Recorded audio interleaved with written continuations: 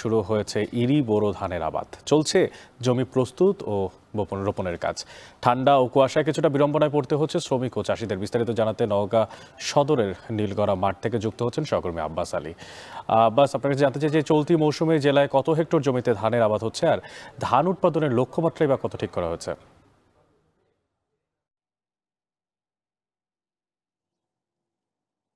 অনেক উত্তর জেলার নওগাঁ ইরি বোরো রোপণ কার্যক্রম শুরু হয়েছে। তবে মাঘের শীত উপেক্ষা করে কৃষক এবং শ্রমিকরা মাঠে কাজ করতে গিয়ে কিছুটা বিড়ম্বনা বা বাধাগ্রস্তের সম্মুখীন হচ্ছেন বলা যায়। কারণ গত কয়েকদিন থেকেই তাপমাত্রা ওঠানামা করছে। আজকের তাপমাত্রার কথা যদি বলি, যে 13.2 ডিগ্রি সেলসিয়াস তাপমাত্রা বিরাজ করছে, যা গতকাল ছিল 5 ডিগ্রি সেলসিয়াস। কিন্তু এই উত্তরের এই হিমেল হাওয়ার কারণে প্রচণ্ড শীত অনুভূত হচ্ছে, যার কারণে কৃষকরা আসলে সকালে মাঠে নামতে পারছে না। যদিও আজকে আসলে সকাল থেকেই আমরা সূর্যের দেখা মিলেছে, কিন্তু এই বাতাসের কারণে শীত কিছুটা বেশি মনে হচ্ছে। অর্থাৎ সূর্যের যে তাপ, সেটা আসলে তেমন অনুভব করা যাচ্ছে না বলা যায়। আর মাঠে মাঠে এখন কৃষক শ্রমিকরা ব্যস্ত সময় পার করছেন বলা যায়, যে যেখানে আসলে কেউ জমি প্রস্তুত করছেন, কেউ বা জমির আইল কাটছেন, কেউ মাটি সমান করছেন, আবার কেউ চারা রোপণ কার্যক্রম নিয়ে ব্যস্ত সময় পার করছেন কৃষকরা। আমি এখন অবস্থান করছি এই সদর উপজেলার নলগড়া মাঠে, যেখানে কৃষকরা আসলে ব্যস্ত সময় পার করছেন। আর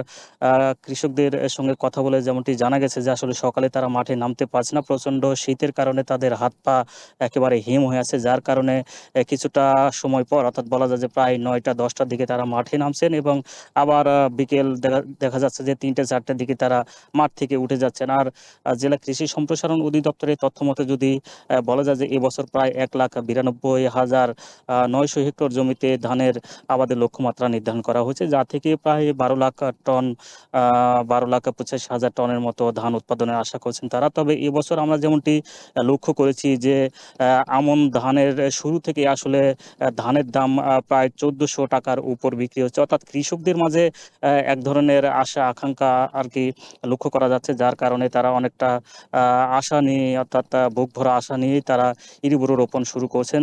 তারা বলছেন যে যেহেতু আমনের ধানের দাম বেশি পেয়েছেন, এবং বোরো ধানের দামও তারা বেশি পাবেন, যার কারণে আসলে তারা মাঠে পুরোদমে কাজ করছেন, এবং তারা বলছেন যে মৌসুমের শুরু থেকে প্রায় 1500 টাকা মন ধান দাম পাবেন। এই ছিল আমার কাছে ধানের রোপণ কার্যক্রম নিয়ে সবশেষ।